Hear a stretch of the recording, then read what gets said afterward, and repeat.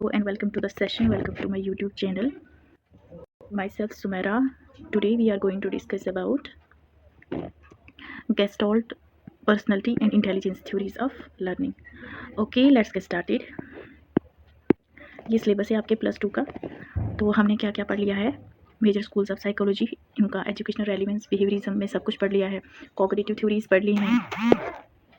Concept, stages, methods of studying, developmental, longitudinal, ये सारी चीज़ें हमने पढ़ ली हैं। Concept of learning, classical conditioning, ये सारा पढ़ लिया है।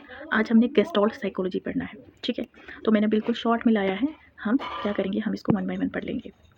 Okay, yes.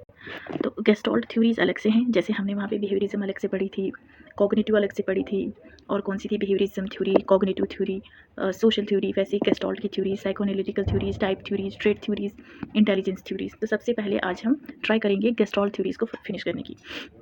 तो इसमें कौन कौन सी आती हैं? मैक्स वर्दमर, कोहलर हो गए, कुर्तकोफ का, और कुर्त 11 जो है ना, ये बेसिकली बिहेवियरिस्टिक है, बिहेवियरिज्म में ही आते हैं। बट ये इनको क्या कंसीडर किया जाता है? नियो गेस्टॉल्टिस्ट। दैट्स वाई ये हम इसको गेस्टॉल्ट थ्योरीज में भी रख सकते हैं। तो सबसे पहले हम मैक्स वर्दमर को पढ़ लेते हैं। तो स्टार्ट करते हैं। अच्छा, सबसे पहले आपके यहाँ आता है वुल्फगैंग कोहलर। वुल्फगैंग कोहलर को ही पढ़ लेते हैं, जो स्टार्टिंग में आया, ठीक है। तो वुल्फगैंग कोहलर थोड़ा आपको डीप अंडरस्टैंडिंग होनी चाहिए। तो सबसे पहली बात, उन्होंने रिजेक्ट किया। किसको रिजेक्ट किया? इन्होंने जो थॉर्नडाइक ने, जो आपके थॉर्नडाइक है ना, थॉर्नडाइक ने trial and error theory the, trial and error theory, उसको इन्होंने पूरी तरह से रिजेक्ट किया। जहाँ पे थॉर्नडाइक ने क्या बोला था कि कोई भी, जो चाहे वो एनिमल हो या इंसान हो, वो कैसे सीखता है? वो अपनी मिस्टेक से सीखता है, अपनी गलतियों से सीखता है। बट इन्होंने पूरी तरह से इस बात को रिजेक्ट किया और इन्होंने बोला कि कोई भी इंसान या कोई भी जानवर किससे सीखता है? इनसाइट से सीखता है। अपनी इनसाइट का मतलब क्या है? जो हमारे अंदर सडन कोई भी चीज़, सडन रियलाइजेशन आता है किसी भी पर्टिकुलर सोल्यूशन से रिलेटेड, उसको हम बोलते हैं insight, sudden solution of the problem. तो इनसाइट मतलब जब हम चीज़ों को डीप अंडरस्टैंड करते हैं, चीज़ों को सीखते हैं, ठीक है। तो सबसे पहले वुल्फगैंग कोहलर हो गए।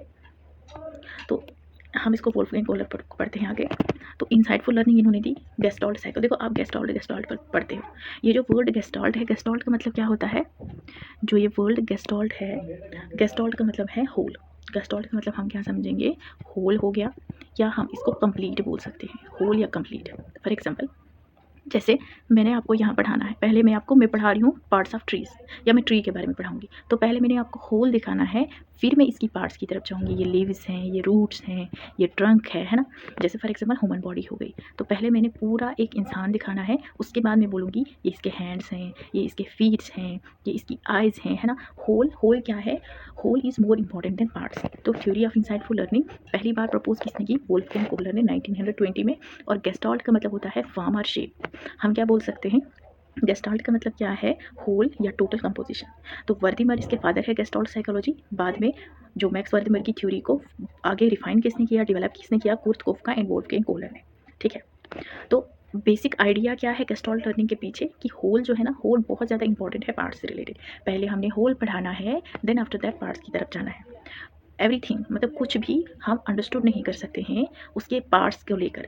हमें पहले होल देखना है, उसकी टोटलिटी देखनी है, फिर पार्ट्स की तरफ जाना है। जैसे मैंने ह्यूमन बॉडी की एग्जांपल दी, जैसे बच्चे को हमने बॉडी के बारे में पढ़ाना है, तो पहले उसका पूरा बॉडी दिखाना है, देन आफ्टर दैट हमने पार्ट्स की तरफ जाना है, ठीक है। इस थ्योरी के अकॉर्डिंग क्या है, जो इंडिविजुअल है वो सीखते हैं, कैसे सीखेंगे? होल से सीखेंगे, पार्ट से नहीं सीखेंगे। तो होल ज़्यादा इंपॉर्टेंट है पार्ट से रिलेटेड। इंसाइटफुल लर्निंग इन्होंने दिया है। तो इंसाइटफुल लर्निंग का मतलब क्या है? जब अचानक सडन रियलाइज, जैसे फॉर एग्जाम्पल आपकी कोई फ्रेंड है, आपकी कोई दोस्त है, तो वो बहुत बीमार हो गई है, सिकनेस आ गई है उसके अंदर, बहुत बीमार हो गई है।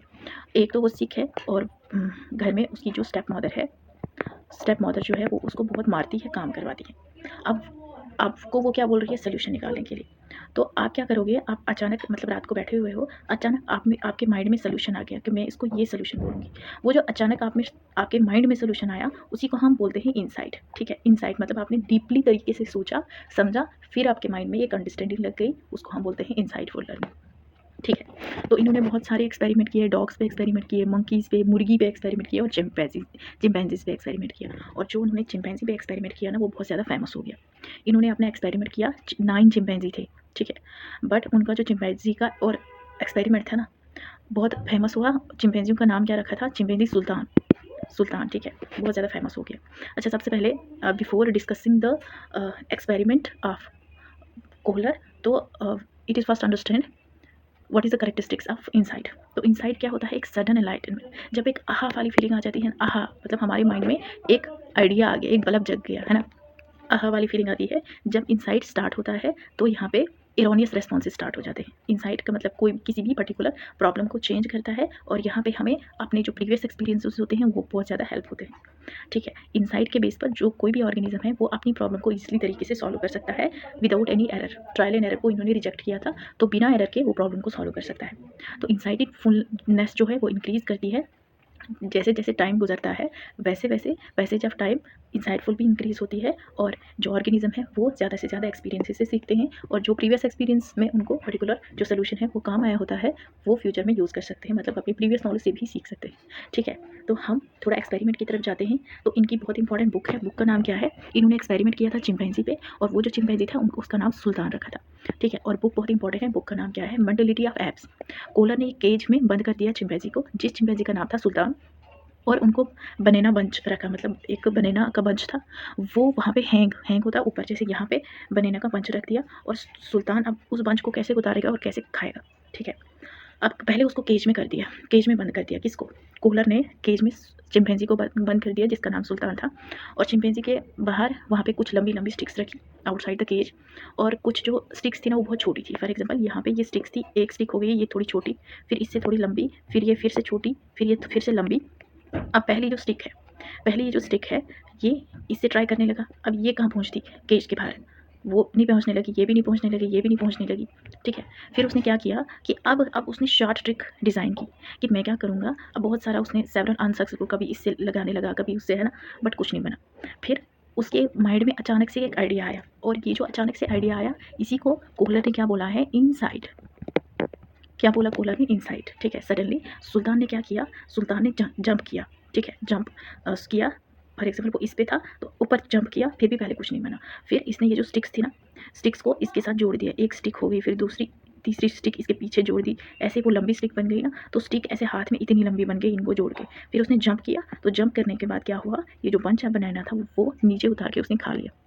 ठीक है, तो क्या किया उसने, स्टिक को एक साथ लाया।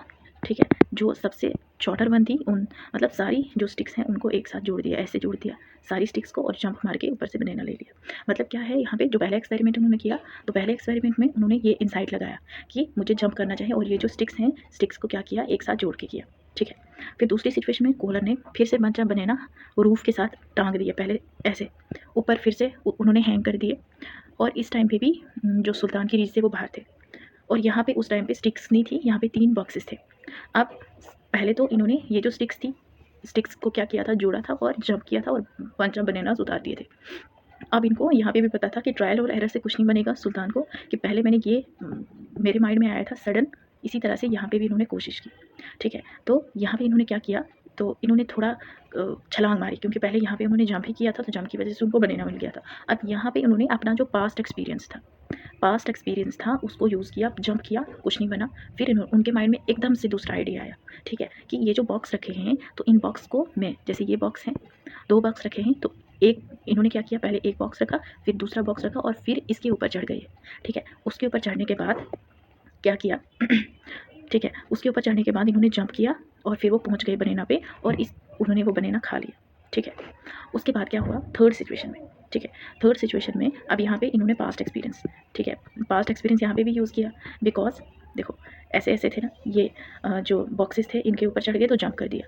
फिर यहाँ पे फिर से ऐसे ऐसे कुछ बॉक्सेस, 3-4 बॉक्सेस थे, तो यहाँ पे भी इन्होंने इस एक्सपीरियंस को यूज़ करके जंप कर लिया। ठीक है, ये इन्होंने क्या किया था, एक्सपेरिमेंट किया था चिंपैंजी पे। अब एक्सपेरिमेंट तो कर लिया, यस। तो इस एक्सपेरिमेंट से इन्होंने क्या कंक्लूजन निकाला, कोहलर ने कंक्लूजन निकाला कि एप्स डिड नॉट, यहाँ पे जो एप्स है ना वो यहाँ पे यूज़ नहीं करते हैं blind trial and error mechanism. ठीक है, दे सॉल्व प्रॉब्लम्स इंटेलेक्चुअली। ठीक है, उसने बहुत इंटेलिजेंट तरीके से इंटेलिजेंटली प्रॉब्लम को सॉल्व कर लिया, इंटेलेक्चुअली इस प्रॉब्लम को सॉल्व कर दिया, और जो ये इंटेलिजेंटली प्रॉब्लम को सॉल्व कर दिया इसका नाम इन्होंने इनसाइट रखा। इनसाइट मतलब जो भी ऐप्स जो थे, चिंपैंजी जो थे, इन्होंने जो सीखा था। ठीक है, अब कुछ एसेंशियल लर्निंग आती है इनसाइटफुल मेथड से। यहाँ पे हम समझते हैं होल को। ठीक है, पहले जैसे चिंपैंजी ने देखा था कि पूरा उसके सामने था बंचा बनाना, वहाँ पे केज भी था एक साइड से, केज के अंदर स्टिक्स थी, वो सारी चीज़ें पहले उसने सीखा और फिर वो पार्ट्स की तरफ गया। ठीक है। तो सिचुएशन को अंडरस्टैंड करने के लिए हमारे लिए यहाँ पे अगर हमने सीखना है तो होल बहुत ज़्यादा इंपॉर्टेंट है। गोल क्लियर होना चाहिए। अगर गोल क्लियर होगा किसी भी लर्निंग का तो हम आसान तरीके से गोल तक पहुँच सकते हैं, जनरलाइज कर सकते हैं, सडन सोल्यूशन आता है, न्यू फॉर्म ऑफ ऑब्जेक्ट, और जब कोई भी चीज़ हम सीखते हैं तो हमारे बिहेवियर में भी चेंज आ जाता है। एजुकेशनल इम्प्लीकेशंस क्या क्या हैं इसकी? टीचर को प्रेजेंट करना चाहिए कॉन्सेप्ट होल टू पार्ट, ठीक है, सो दैट वो ऐसे क्या है, जैसे टीचर मैं आपको पढ़ा रही हूँ तो मैंने आपको कुछ पढ़ाना है ना, ऐसे पढ़ाना है ट्री के बारे में, तो पहले मैं होल दिखाऊंगी फिर पार्ट्स की तरफ जाऊंगी। तो टीचर ट्राई करना चाहिए मोटिवेशन लर्नर के बीच में। इनसाइट लर्निंग बहुत ज़्यादा फोकस करती है करिकुलम पे। प्रॉब्लम सॉल्विंग सिचुएशन देनी है स्टूडेंट्स को, सो दैट वो इंसाइटफुल लर्निंग, मतलब वहाँ पे समझे, डीप अंडरस्टैंडिंग से चीज़ों को करे।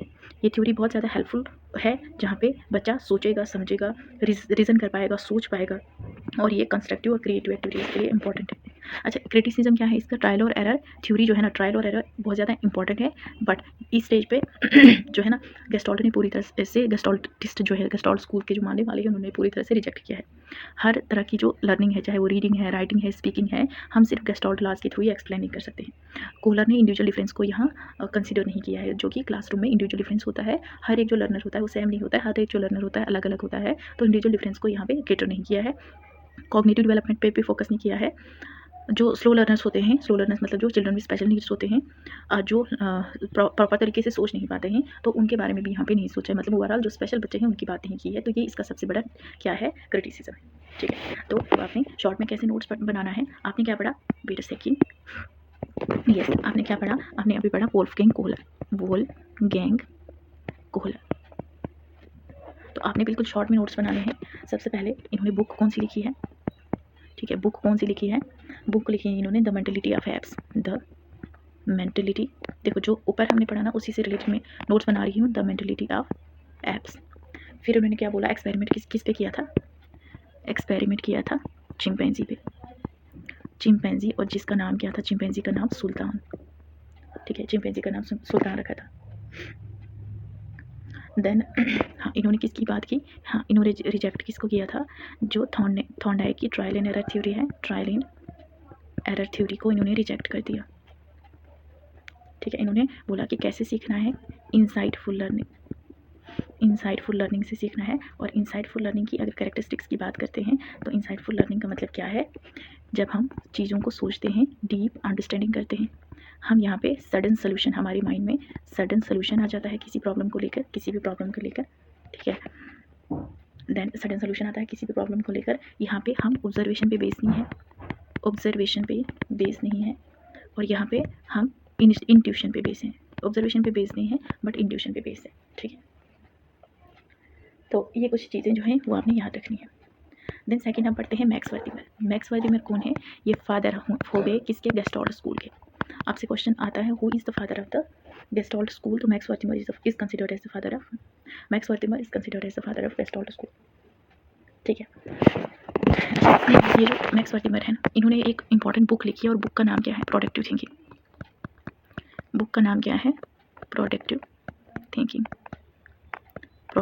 इनकी बुक का नाम है। यस, इन्होंने 5 फिनोमेना का कॉन्सेप्ट दिया। वेट अ सेकंड, यस, इन्होंने 5 फिनोमेना का कॉन्सेप्ट दिया, 5 फिनोमेना, ठीक है। तो हम इसको थोड़ा पढ़ लेते हैं मैक्स वर्थिमर को। हाँ, बुक इनकी बहुत इंपॉर्टेंट है, प्रोडक्टिव थिंकिंग, 5 फिनोमेना का इन्होंने कॉन्सेप्ट दिया।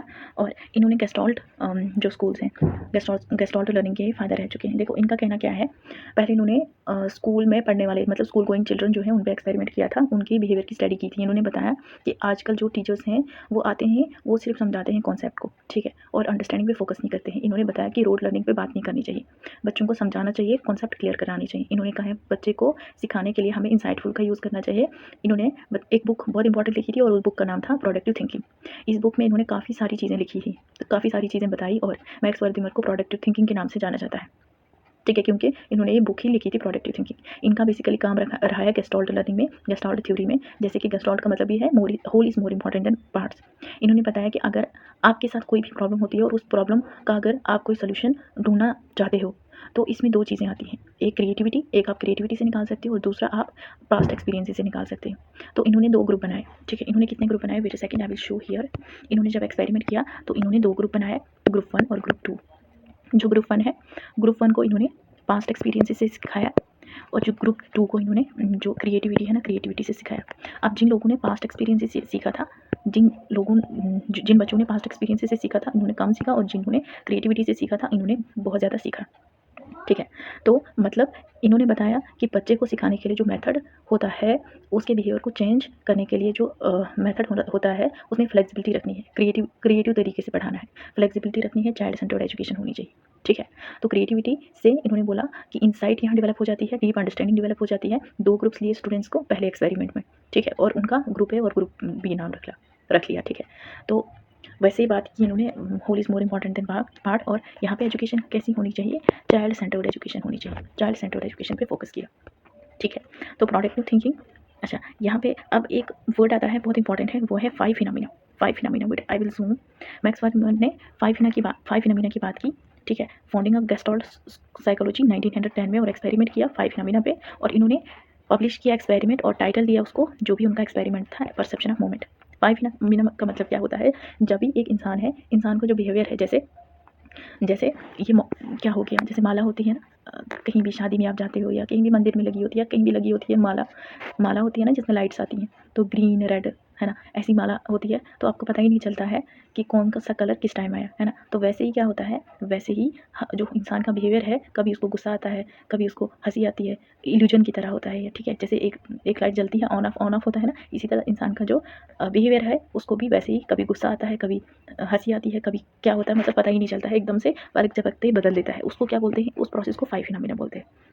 ठीक है, जैसे लाइट्स होती है ना, बिल्कुल वैसा ही होता है, उसको हम क्या बोलते हैं, वो 5 फिनोमिना हो गया। ठीक है, तो इसमें आपको इतना ही पढ़ना है। तो मैक्स वर्दीमैन ने क्या बोला है, मैक्स वर्दीमैन, तो यहाँ पे आपको बिल्कुल शॉर्ट में नोट्स बनाने हैं। तो मैक्स वर्दीमैन ने पहले बुक कौन सी लिखी है, ये आपने याद रखना है। ठीक है, तो पहले फादर हो गए, फादर किसके हैं, फादर हैं ये गेस्टॉल्ट स्कूल के फादर हैं। इन्होंने बोला सीखना है, होल से सीखना है, पार्ट्स से नहीं। इंसाइटफुल लर्निंग की इन्होंने भी बात की। ठीक है, और इन्होंने एक्सपेरिमेंट किया था स्कूल गोइंग चिल्ड्रन पे, 5 फिनोमिना, चाइल्ड सेंटर्ड, होल बहुत ज़्यादा इंपॉर्टेंट है पार्ट से। ठीक है, बस, और चाइल्ड सेंटर्ड एजुकेशन की बात की, बस इतना ही आपने लिखना है, मेन पॉइंट्स। ठीक है, फिर आपका आता है कुर्तकोफ का। ठीक है, कुर्तकोफ का, वेट अ सेकंड, यस, कुर्तकोफ का जो है ना, इन्होंने 2 इंपॉर्टेंट बुक्स लिखी थी। कुर्तकोफका ने 2 इंपॉर्टेंट बुक्स लिखी थी। बुक्स कौन सी, growth of the mind, principle of gestalt psychology. इन्होंने बोला हाउ टू फेस सिचुएशन, हम किस तरह से किसी भी पर्टिकुलर सिचुएशन को कैसे फेस करेंगे। ठीक है, तो हमें देखना है जो भी हमारे पास इंफॉर्मेशन है उसको इंसाइटफुल लर्निंग से देखना है। ठीक है, देन इन्होंने जो लॉज ऑफ परसेप्शन दिए हैं, यहाँ से आपका बहुत क्वेश्चन आता है, law of pregnance, law of similarity, law of proximity, closer and good continuation. आपने बिल्कुल की पॉइंट याद रखना है। ठीक है, तो ये आपने पढ़ लिया, मेजर प्रोपोनेंट्स कौन से हो गए। तो जो कुर्तकोफ का है, इन्होंने लॉज ऑफ परसेप्शन दिए हैं। तो गेस्टॉल्ट प्रिंसिपल, तो गेस्टॉल्ट में तो आपको पता है किस पे बात की है, whole is more important than parts. तो यहाँ पे देखते हैं प्रिंसिपल ऑफ गेस्टॉल्ट। सबसे पहले है लॉ ऑफ सिमिलरिटी। देखो, जब भी गेस्टॉल्ट की बात आती है तो होल होता है, होल किससे ज़्यादा इंपॉर्टेंट है, पार्ट से इंपॉर्टेंट है, whole is more important than parts. Law of similarity का मतलब क्या है कि देखो यहाँ पे आपको जो दिख रहा है ना, अब ये जो है, ये देखो, ये भी राउंड है, ये भी राउंड, हर कोई राउंड है, तो यहाँ पे कैसा है, बिल्कुल सिमिलर है, सिमिलर। तो हम जब ये चीज़ें देखते हैं ना, तो हम यहाँ पे सिमिलर चीज़ों के बेसिस पर क्या करते हैं, जब हम क्या करते हैं, अपनी पूरी जो हमारा जो पूरा माइंड है, इसमें हम सिर्फ सिमिलर चीज़ों को देख के हम एक बेसिक अंडरस्टैंडिंग लेते हैं, फिर हम पार्ट्स की तरफ जाते हैं। जैसे यहाँ पे है ना, तो यहाँ पे हम अगर इसको खुद से फील करेंगे अपने माइंड में, हम इन चीज़ों को खुद से फील करते हैं, क्योंकि ये कैसी है, सिमिलर है। तो यहाँ पे जो बेस्ट की पॉइंट आपने याद रखना है, सिमिलरिटी में सिमिलर थिंग्स और सेम थिंग्स, क्योंकि क्वेश्चन आपको सिर्फ की पॉइंट्स रहेंगे। तो लॉ ऑफ सिमिलरिटी का मतलब क्या है, जो चीज़ें सिमिलर हैं उनको हमने एक ग्रुप में रखना है। जैसे ये चीज़ें हैं, ये हो गई वाइट और ये हो गया वाइट, तो इनका हमने एक ग्रुप बनाना है, मतलब सिमिलर जो भी हम देखेंगे ना, उनका हमने एक ग्रुप बनाना है। ठीक है, grouping can occur in both visual and auditory stimuli. और अगर हम इस इमेज में देखेंगे तो यहाँ पे जो कलर सर्कल्स है ना, उनका हमने एक ग्रुप बनाना है, और जो डॉट्स वाले सर्कल हैं उनका हमने एक ग्रुप बनाना है, मतलब सिमिलरिटी के बेसिस पर। तो यहाँ पे जब भी सिमिलरिटी आएगा, तो सिमिलरिटी में आपको सिर्फ इतना याद रखना है, क्या याद रखोगे आप, सिमिलरिटी के बेसिस पर, यस, सिमिलर आएगा और सेम आएगा, सेम और सिमिलर आपने याद रखना है। ठीक है, फिर आता है आपका law of pregnance. Law of pregnance, ये जो गुड प्रेगनेंस है ना, ये जर्मन टर्म मतलब होता है गुड फिगर। यस, मतलब good figure. Law of pregnance, कभी कभी इसको हम क्या बोलते हैं, लॉ ऑफ गुड फिगर भी और लॉ ऑफ सिंप्लिसिटी भी। अब ये जो लॉ ऑफ प्रेगनेंस है ना, यस, लॉ ऑफ प्रेगनेंस जो है ना, इसका मतलब क्या है, प्रेगनेंस होता है good figure. Wait a second, yes. तो ये जो ला ऑफ प्रेगनेंस है, इसका मतलब क्या है कि हमारे सामने जब भी कोई प्रॉब्लम आती है ना, तो उस प्रॉब्लम में हमारी जो साइकोलॉजिकल कंडीशंस होती हैं, उसमें डिफरेंट डिफरेंट गेस्टोल्ड बनते हैं। ठीक है, डिफरेंट डिफरेंट टाइप के गेस्टोल्ड बनते हैं। अब जो आपके अच्छे या बुरे गेस्टोल्ड बनते हैं, वो बैलेंस में रहते हैं। इसको हम बोलते हैं ला ऑफ प्रेगनेंस। ठीक है, ला गुड फिगर भी इसको तभी बोलते हैं और सिंप्लिसिटी भी बोलते हैं। ठीक है, मतलब this law holds that object in the environment are seen in a way that makes them appear as simple as possible. You see the image. ठीक है, जैसे हम यहाँ पे इमेज देखते हैं ना, तो ये किससे रिले अलग अलग जैसे गेस्टोल्ड जैसे बने हैं माइंड में, तो उसको हम ला ऑफ प्रेगनेंस बोलते हैं। तो इसका की पॉइंट यही आप याद रखोगे। इसका की पॉइंट क्या है? इसका गुड फिगर हो गया, और इसका बैलेंस, मतलब जितने सारे जो गेस्टोल्ड हैं वो कैसे हैं, वो बैलेंस में बने हुए हैं। यस। तो ला ऑफ प्रॉक्सिमिटी का मतलब, प्रॉक्सिमिटी होता है क्लोजनेस। ठीक है, नियरनेस हो गया क्लोजनेस, मतलब जब भी हम कोई चीज़ क्लोज देखेंगे ना, उसका एक ग्रुप बनाएंगे। अब हमने ये जो है ना, ये वाले क्लोज देखे, ये हमने होल देखा, पूरा देखा, तो हम इस पूरे का क्या बनाएंगे, हम इसका एक ग्रुप बनाएंगे। होल का हमने एक ग्रुप बनाना है। फिर हमने ये देख लिए, फिर हम इनका ग्रुप बनाएंगे, इसी तरह से इनका ग्रुप बनाएंगे, इनका ग्रुप बनाएंगे। ठीक है, तो ला ऑफ प्रॉक्सिमिटी का मतलब क्या है, इस ला के अकॉर्डिंग क्या है, जो भी चीज़ें नज़दीक हैं एक दूसरे के, उनका हमने एक ग्रुप बनाना है। जैसे इस इमेज में यहाँ पे जो सर्कल्स हैं, लेफ्ट में एक पार्ट बनेगा, इनका हम एक ग्रुप बनाएंगे, राइट में हमने दूसरा पार्ट देखा और उसका हम दूसरा ग्रुप बनाएंगे। ठीक है, बिकॉज ये जो ऑब्जेक्ट हैं, ये जो चीज़ें हैं, एक दूसरे से बिल्कुल कैसी हैं, क्लोज हैं। तो हम क्लोजर के बेसिस पर, नियरनेस के बेसिस पर हम इसको क्या करेंगे, हम इसका क्या बनाएंगे, हम इसका ग्रुप बनाएंगे। तो यहाँ पे की पॉइंट आपने याद रखना है क्लोजनेस, और यहाँ पे रखना है belongingness together, belongingness together, closeness हो गया, बिलोंगिंगनेस टुगेदर हो गया, और यहाँ पे याद रखोगे आप नियरनेस। ठीक है, नियरनेस आप याद रखोगे, बस इतना याद रखें। यस। फिर आता है आपका wait a second, yes, law of continuity. तो ला ऑफ कंटिन्यूटी का मतलब क्या है, पहले आपको पता है गेस्टोल्ट का मतलब है whole is more important than part, whole पे फोकस करना है। तो हमने यहाँ पे यहाँ पे कंटिन्यूटी भी है ना, जैसे ये वाली कर्व जो है वो कंटिन्यूटी पे है, हमने इस पे फोकस करना है, हमने इसका ग्रुप बनाना है। जैसे यहाँ पे ये डॉट है और ये डॉट है, इनके बीच में हम ग्रुप बनाए हैं, ऐसे ऐसे हमने ग्रुप बनाना है। अब यहाँ पे भी है, यहाँ पे भी, ये इसके पार्ट्स हो गए, हमने पार्ट्स को फोकस नहीं करना है, मतलब जो चीज़ कंटिन्यू चल रही है उस पर फोकस करना है। तो ला ऑफ कंटिन्यूटी का मतलब क्या है, जो भी पॉइंट्स है ना स्ट्रेट और कर्विंग लाइन में जो हमें दिख रहे हैं स्मूथ पाथ में, उस पर फोकस करना है। जो सेपरेट लाइंस और एंगल्स बने हुए हैं, इन पे हमने फोकस नहीं करना है। ठीक है, जो हमें लाइन दिख रही है उनका हमने क्या बनाना है, उनका हमने ग्रुप बनाना है। देन आता है ला ऑफ क्लोजर। ठीक है, then law of closure. Yes, law of closure का मतलब क्या है कि जो भी अनकम्प्लीट, मतलब अभी कंप्लीट नहीं हुई होती है ना चीज़, उसको जब हम देखते हैं तो हमारा जो माइंड है ना, वो उसको कंप्लीट करने की कोशिश करता है। जैसे यहाँ पे ये जो सर्कल है, ये इनकम्प्लीट है ना, तो हमारा हम माइंड में क्या सोचते हैं, अगर हम इसको ऐसे करेंगे तो पूरी तरह से एक बॉल बन जाएगा, है ना, मतलब हमारा जो माइंड है वो कंप्लीट चीज़ को देखता है। तो उसी को हम बोलते हैं ला ऑफ क्लोजर। इस ला के अकॉर्डिंग क्या है, जो भी चीज़ें हैं ग्रुप में हैं एक साथ, तो हाँ, उसको हमें क्या लगता है, हमें माइंड में लगता है बिल्कुल ये कंप्लीट है, और हमारा ब्रेन इग्नोर करता है कॉन्ट्राडिक्टरी इन्फॉर्मेशन, जो भी फील्ड है, जो भी गैप्स है ना, देखिए इनके बीच में जो गैप है, ये पूरी तरह से हमारा जो माइंड है इनको इग्नोर करता है। बिकॉज वो किस पे फोकस करता है, जो चीज़ होल पे बात की हो, है ना, जिस चीज़ में होल की बात है, मतलब यहाँ पे एक पूरा हमें एक यहाँ पे एक बॉक्स दिख रहा है और यहाँ पे हमें एक बॉल जैसा दिख रहा है। तो मतलब यहाँ पे हम क्या बोल सकते हैं कि जो हमारा माइंड है वो किस पे फोकस करता है, होल पे फोकस करता है। और जो ये फिट नहीं है, मतलब यहाँ पे जो गैप है, मिसिंग गैप है, उनको पूरी तरह, जो रेक्टेंगल्स, ये जैसे रेक्टेंगल जैसा है ना, इस यहाँ पे जो सर्कल्स हैं, है ना, जैसे यहाँ पे बीच में गैप है, इनको माइंड में ही फिल कर लेता है, और यहाँ पे जो मिसिंग है उसको भी फिल कर देता है माइंड, और माइंड में एक मीनिंगफुल इमेज आ जाती है, उसको हम ला ऑफ क्लोजर बोलते हैं। फिर आता है गुड फिगर, और हम इसको क्या बोलते हैं, ला ऑफ गुड कंटिन्यूएशन, या गुड कंडक्ट भी बोलते हैं, ला ऑफ गुड कंडक्ट भी। ठीक है, अब ये लास्ट वाली है, इस पर हम क्या करते हैं, यस। तो फिगर ग्राउंड का मतलब क्या है कि जैसे यहाँ पे है ना, यहाँ पे जो हमें ये ब्लैक दिख रहा है, अब हम अपने माइंड में क्या रखते हैं कि यहाँ पे दो फेसेस दिख रहे हैं, देखो आपको ये दिख रहा है ऐसे, फिर ये यहाँ ऐसे ऐसे, इसकी नाक जैसी, फिर ये ऐसे आ गया, तो इस साइड से भी ऐसे आया, है ना, ऐसे ऐसे, फिर यहाँ पे इसकी नाक आई ऐसे। तो जैसे अगर हम इसकी आई इधर इधर बनाएंगे ना, तो ये पूरा क्या बन गया, पूरा ये एक इंसान की शक्ल दे रहा है। मतलब जिस भी यहाँ पे जो हम देख रहे हैं, हमारा जो माइंड है ना, वो पूरी चीज़ को देख रहा है, होल को देख रहा है। तो whole is more important part है। तो फिगर मोड का मतलब क्या है, जो भी टेंडेंसी हो, जो हम सिंपल तरीके से जो हमें दिख रहा है। ठीक है, फॉर एग्जाम्पल जो भी हमें बैकग्राउंड में दिख रहा है, अब हम बैकग्राउंड में दिमाग में अपनी शक्लें बनाते हैं, तो कंसेप्ट फिगर ग्राउंड एक परसेप्शन है जो हम इलिस्ट्रेट करते हैं, या तो हम फेसेस बोल सकते हैं या वेसेस बोल सकते हैं। इसको हम रूबिंग वेज भी बोलते हैं, this is also known as Rubin vase. ये डिपेंड करता है कि अगर आपने ब्लैक देखा, अगर हमने ये ब्लैक देखा, ठीक है, ये वाला देखा, तो हम यहाँ पे कुछ और ही देख रहे हैं, मतलब डिपेंड करता है हमारे माइंड पे हम देखेंगे क्या। जैसे फॉर एग्जांपल मैंने यहाँ पे वाइट देखा और मुझे यहाँ दो इंसान दिखे, अगर आप ब्लैक देखोगे तो आप कुछ और देखोगे, मतलब आपने डार्क कलर परस्यू किया फिगर में या आपने वाइट परस्यू किया। ठीक है, तो आपको अगर आपने वाइट को परस्यू किया तो आप यहाँ पे दो फेसेस देखोगे प्रोफाइल में। ठीक है, और आपको इसका मीनिंग समझ आएगा वाइट का मीनिंग क्या है। तो मतलब हमने यहाँ पे पूरे तरीके से होल देखा और फिर हम पार्ट्स की तरफ गए, that is called as figure ground. ठीक है, figure ground perception. Okay, hope आपको यहाँ तक क्लियर हुआ।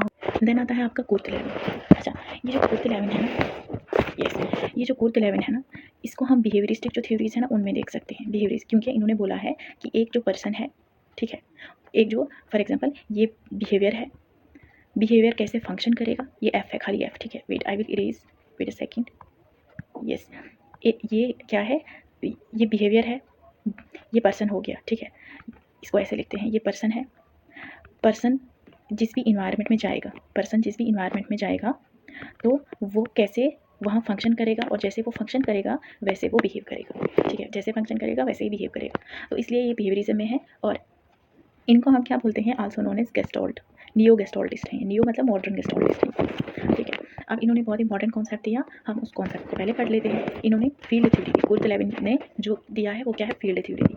इन्होंने क्या बोला, यस, तो देखो इन्होंने क्या बोला कि ये एक पर्सन है। ठीक है, फॉर एग्जांपल ये एक लड़का है, इसका नाम राम है। तो एक पर्सन है, पर्सन के पास गोल है। गोल क्या है, गोल यहाँ पे है, उसने JKPSC को क्लियर करना है। जो JKPSC है उसको क्लियर करना है, ये गोल है। अब यहाँ पे कुछ वेक्टर हैं।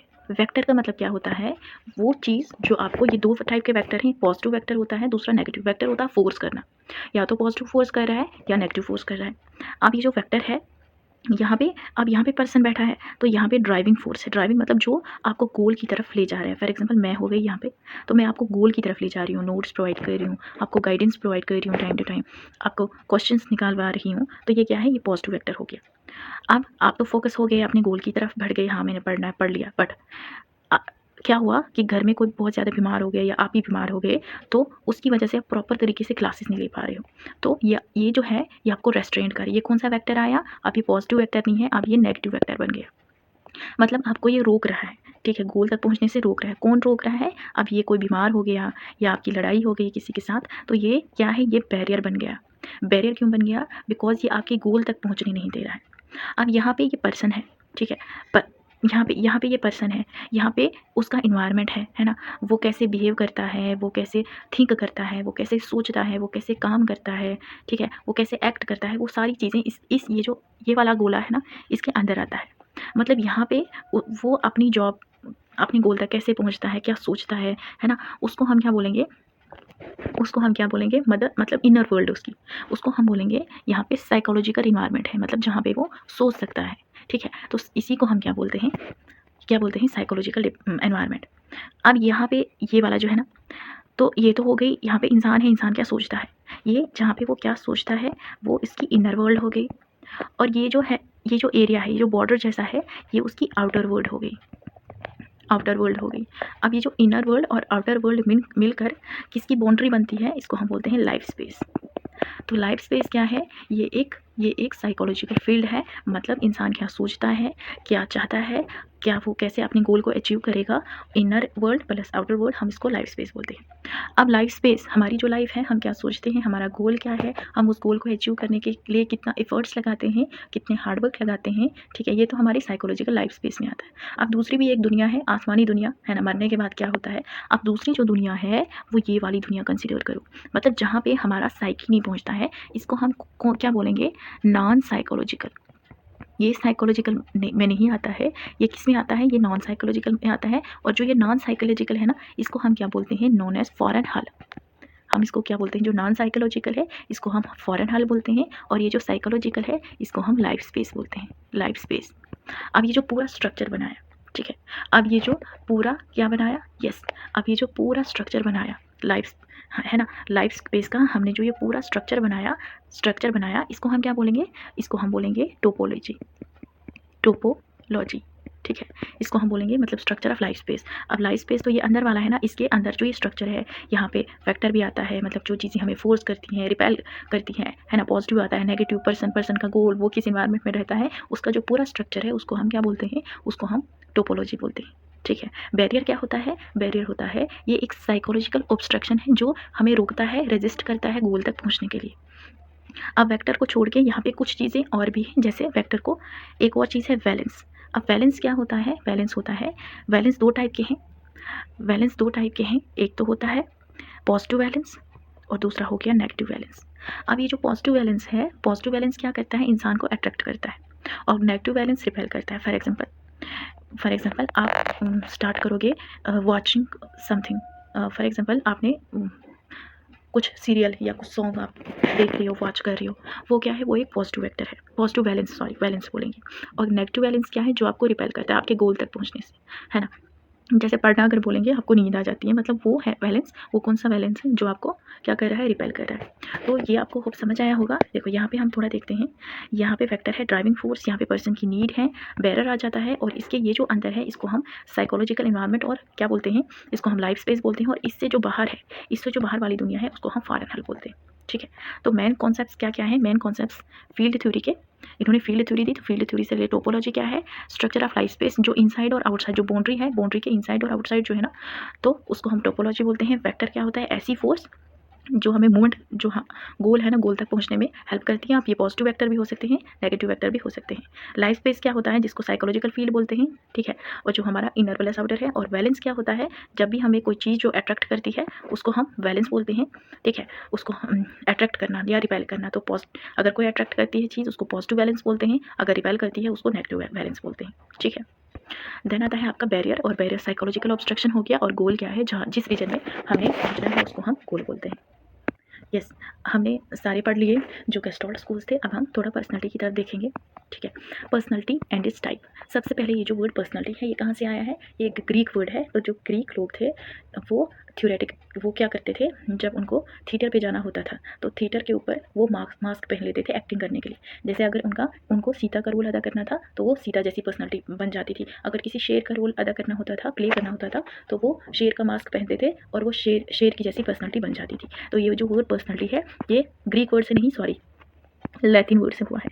उल्टा बोल रही हूँ आपको, लैटिन वर्ड पर्सोना, पर्सोना मतलब है मास्क, मतलब क्या है कि मतलब आउटर वर्ड एक्सप्रेशन, जैसे जेस्चर हो गई, ये सारी चीज़ें।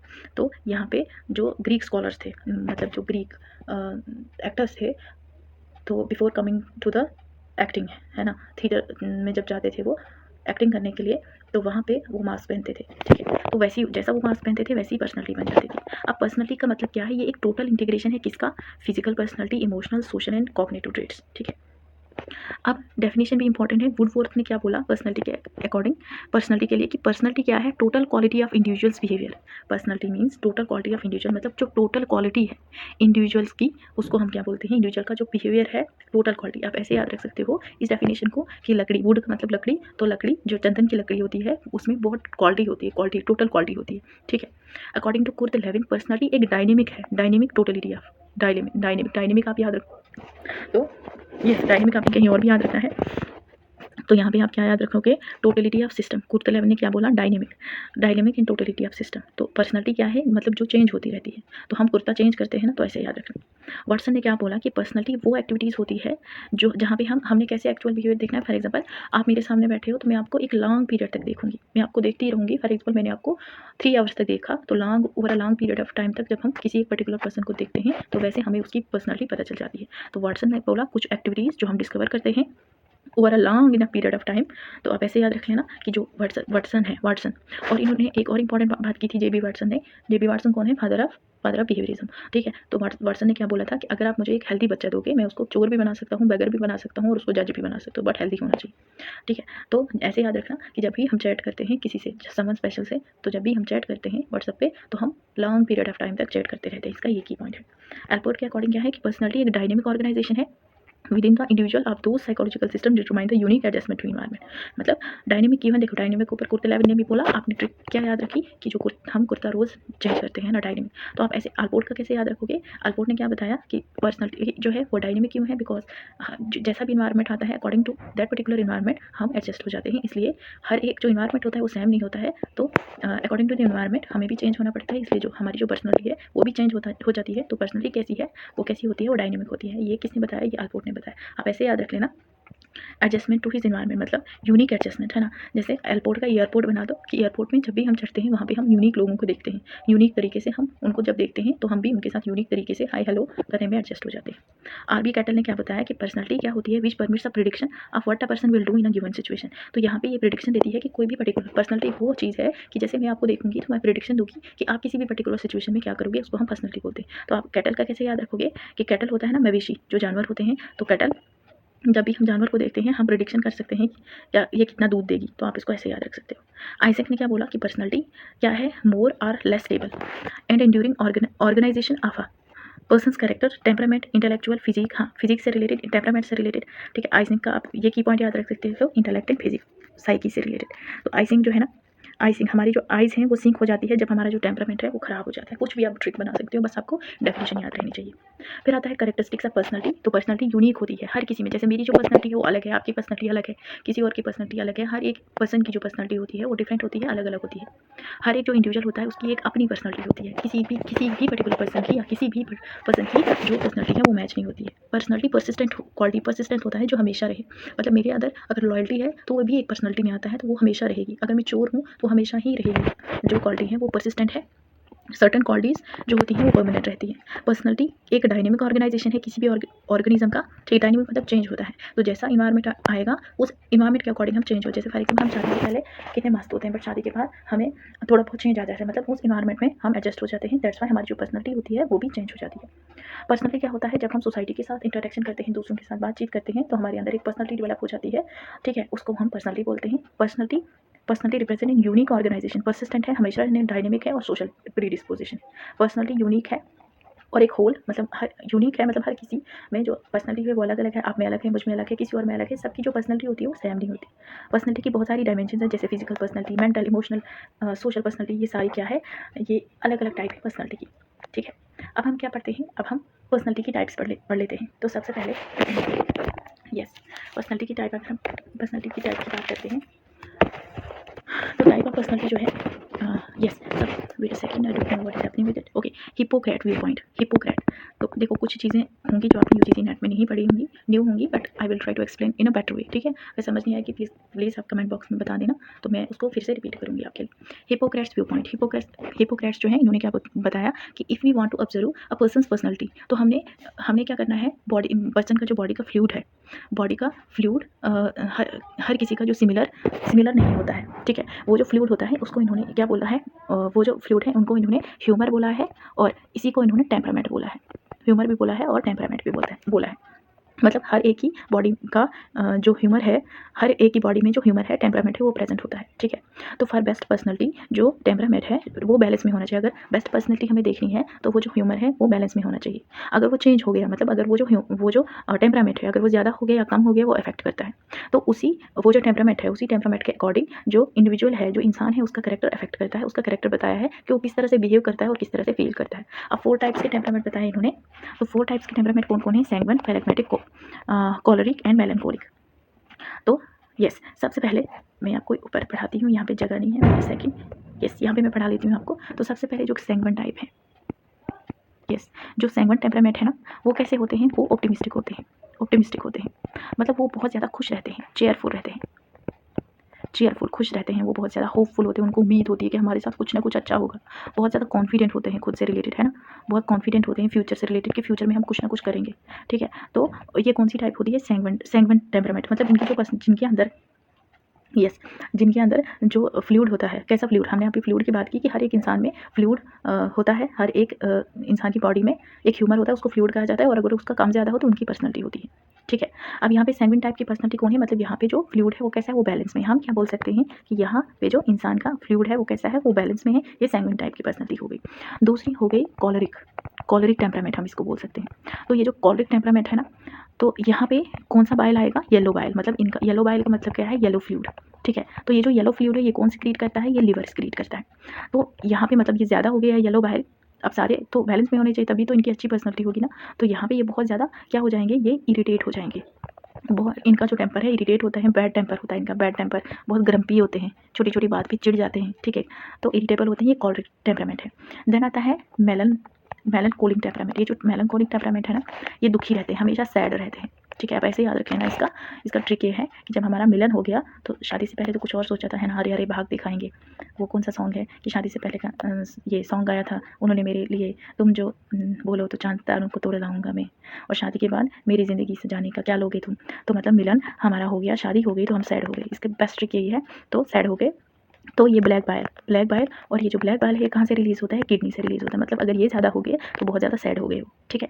देन आता है फ्लैगमेटिक लास्ट वाला। तो फ्लैगमेटिक कैसे होते हैं, यस, फ्लैगमेटिक स्पेलिंग आगे लिखिए, आप वहाँ से पढ़ सकते हो उस स्पेलिंग को। तो फ्लैगमेटिक जो होते हैं ना, ये लॉयल होते हैं, लॉयल स्पोजेस, ठीक है। लॉयल, ये बहुत काम होते हैं, एंग्री जल्दी नहीं होते हैं। और इनको कौन सा फ्लूइड कम होता है, ज़्यादा होता है वाइट फ्लूइड। और वाइट फ्लूइड कौन सिक्रीट करता है, लंग्स सिक्रीट करते हैं, ठीक है। तो ये आपका कौन सा आएगा, हिपोक्रेट्स ने ये बताया है, ठीक है। हम कहाँ पढ़ रहे थे, wait a second, yes, Hippocrates पढ़ रहे थे। देन आता है क्रेचमर, ठीक है। तो क्रेचमर व्यू पॉइंट, क्रेचमर ने क्या बताया, इन्होंने 1925 में ये दिया, 1925,